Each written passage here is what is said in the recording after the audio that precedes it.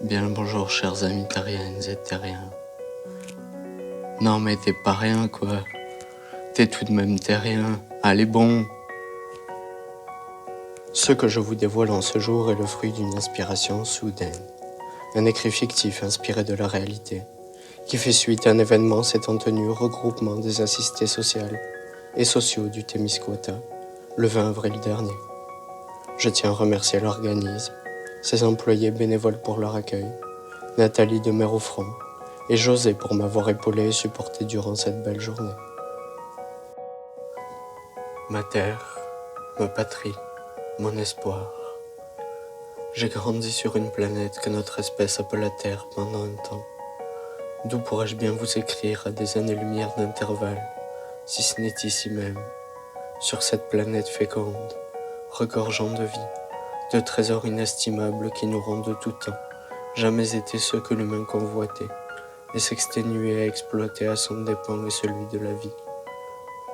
La fausse course au profit qui avait duré un laps de temps porté richesses matérielles et savoirs, libérant notre espèce du dur labeur physique dans les champs lors de l'arrivée, à la fin du XIXe siècle, des machines agricoles, toucha à sa fin avant la moitié du XXIe siècle. Tout cela, qui en réalité ne dura qu'une fraction de seconde à l'échelle cosmique, n'avait jamais été viable sur de nombreux plans. Cette courte quête pour l'accumulation d'un objet unique permettant lui seul de tous les posséder, les droits y compris, aura été celle, dans les temps modernes, d'une élite oligarque s'étant tout accaparée et qui, dirigeant les masses, étaient ceux, trop souvent de vieux hommes blancs, qui se mirent la tête dans le sable car étant les moins impactés. Elle, cette course au profit d'une poignée de nos semblables, ne fut donc pas viable sur le plan humain. Ceux et celles-ci, hominidés, cherchant avant tout à répondre à une quête de sens au sein de Gaïa, à comprendre ce tout plus grand que leur condition immédiate, d'être évoluant parmi cette douce et parfois cruelle harmonie pour un temps très limité. De surcroît, cette élite négligea l'aspect naturel.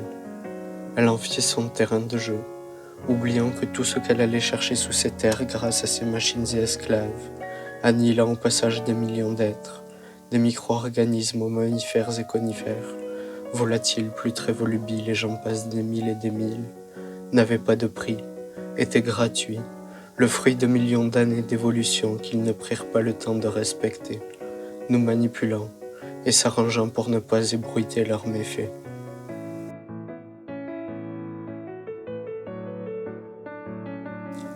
Je viens du Québec, signifiant passage étroit, ou détroit en algonquin. Mon père eut une érablière au Témiscouata, et je me rappelle que celui-ci me contait que dans son temps, les arbres lui donnaient beaucoup plus de sirop chaque année. Il avait toujours fait en sorte d'avoir une grande diversité sur le territoire qu'il occupait, suivant les pas de ses ancêtres autochtones. Jamais on ne coupait l'herbe au printemps pour laisser les abeilles s'installer, elles qui sont si essentielles. On allait récolter les champignons, les noix, les fruits ou encore le sirop dans la forêt, elles qui, lorsqu'on savait où regarder, étaient véritablement nourricières, comme toute la planète. Mon père me disait que les peuples autochtones vivaient en harmonie avec la nature car ils et elles savaient comment remercier Gaïa pour ce qu'elle leur donnait. Avant que les Européens ne débarquent, il n'y avait pas de surconsommation. Cela n'existait pas pour les Premières Nations qui ne se sentaient pas supérieures à la terre, mais se savaient lui appartenir et non l'inverse.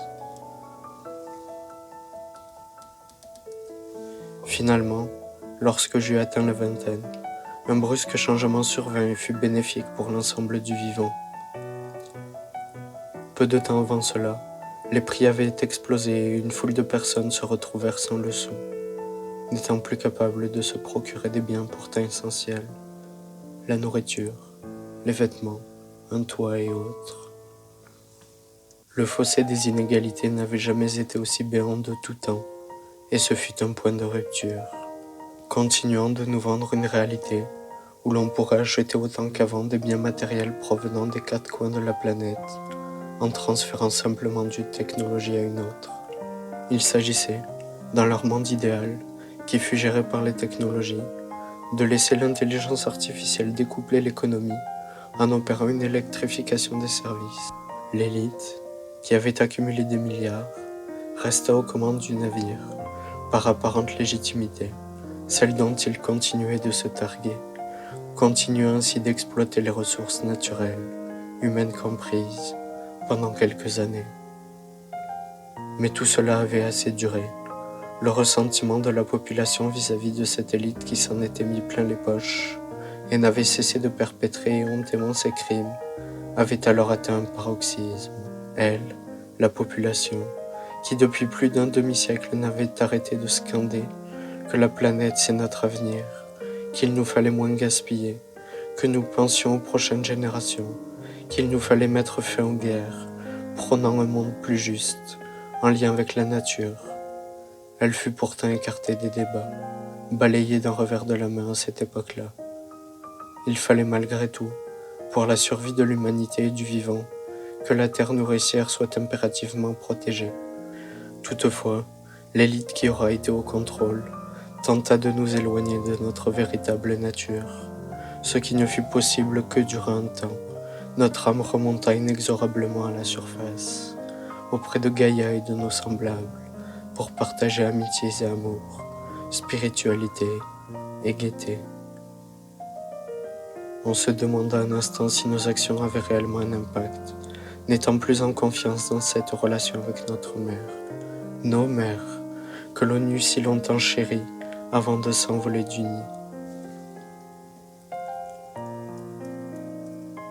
Un enfant me dit un jour, alors que j'étais encore jeune moi aussi, qu'il fallait que nous ramenions la terre en vie. Une autre me dit alors qu'il fallait garder notre environnement propre, et ce n'est qu'après coup que les larmes perlèrent. J'avais été touché au plus profond de mon âme, continuant d'alimenter la flamme, si vive, sans laquelle je ne puis vivre et qui un jour nous délivre. Lisez en vous comme dans un livre, sans d'autre choix que de vous accepter à l'époque à laquelle vous êtes né. Soyez dur comme le roc, et laissez les émotions vous bercer, la logique vous raisonner. C'est, semble-t-il, une question d'équilibre, tout autour de nous aussi bien qu'en nous, et chacun des êtres qui parcourent cette immensité. Découvrez la beauté tout autour de vous et en vous. Ne mérite-t-elle pas d'être préservée?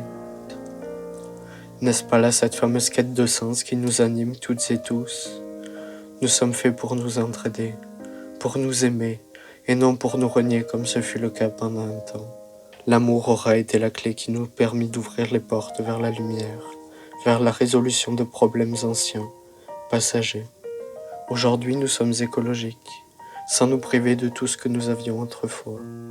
Il est toujours possible de regarder un film ou une série chez soi, avec des micros-ordinateurs que l'on branche à un écran plus grand, d'aller au cinéma ou au théâtre, partir en voyage à l'autre bout du monde pour explorer la diversité des autres cultures et des écosystèmes, en voilier ou dans des petits avions solaires.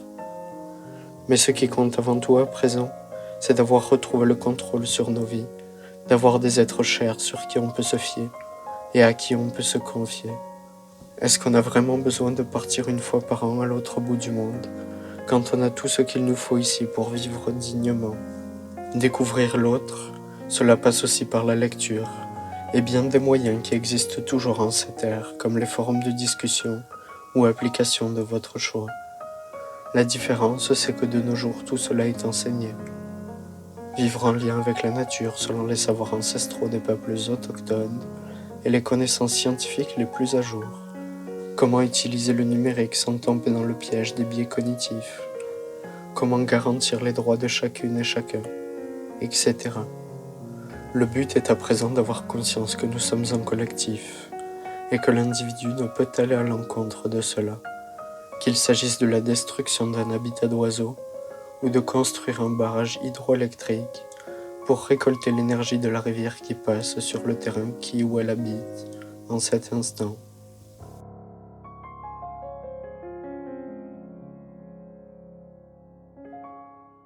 Car en effet, nous ne sommes là que pour un instant avant de, qui sait, peut-être retourner vers une autre destination. Ce serait bien trop égoïste que de détruire ce qui nous est offert à la naissance, la vie, que nous n'avons pas choisie, certes, mais qui est sûrement le plus formidable cadeau que l'on puisse recevoir. Si je vous dis que je l'ai déjà haï, la vie, cela vous évoque peut-être quelques événements que vous avez vécus aussi de manière subjective, en silence, en larmes, en colère. Je ne vous dirai pas que vous avez tort, l'ayant vécu également, mais ce que je peux vous dire, c'est que la vie est belle, qu'elle mérite qu'on ait foi en elle et en l'avenir. Comme on dit, la planète, elle, n'est pas en danger. La vie continuera d'apparaître, que ce soit dans 100 000 ou 100 millions d'années. Ce que l'élite aura un jour mis en péril, ce fut la survie du vivant en cet instant, dans notre espèce, et non celle de Gaïa elle-même qui est extrêmement résiliente, comme nous devons davantage apprendre à l'être en s'inspirant d'elle, des autres espèces et de nos semblables. Ce n'est pas en allant coloniser une nouvelle planète dans le cosmos que nous réglerons le problème. C'est ici, en nous et tout autour de nous qu'il faut que nous agissions, un pas à la fois, sans se mettre de pression et en tentant de toujours garder la foi, que celle-ci soit dirigée envers nos amis, nos enfants, notre conjoint ou conjointe, ou une ou plusieurs déités. Nous avons toutes les raisons d'avoir confiance quand on observe cette fabuleuse symphonie cosmique de plus près. L'espèce humaine n'est pas un virus, une erreur ou je ne sais trop quoi. Elle a très bien côtoyé la nature pendant des millénaires et peut à nouveau faire de même, comme elle l'a démontré. Il ne s'est jamais agi de retourner au Moyen-Âge ou je ne sais quelle époque du passé. Il faut voir la société comme un individu. On ne cherche jamais à effacer son passé, dont chacun des événements contribue à façonner la somme et la forme du présent qui seront utiles pour le futur. Si l'on ne prend pas l'individu dans l'ensemble, on ne peut pas le comprendre. Chaque étape est cruciale et il faut prendre le temps de l'analyser sur le coup et après coup sans jamais cultiver le regret. Le passé n'appartient qu'à lui-même et ne peut pas être changé quoi que nous fassions. Aimons-nous davantage, nous-mêmes, nos semblables et nos prochains, entre membres d'une même espèce ou non. L'avenir dépend de ce que vous décidez d'en faire aujourd'hui. Ne gâchez pas le présent.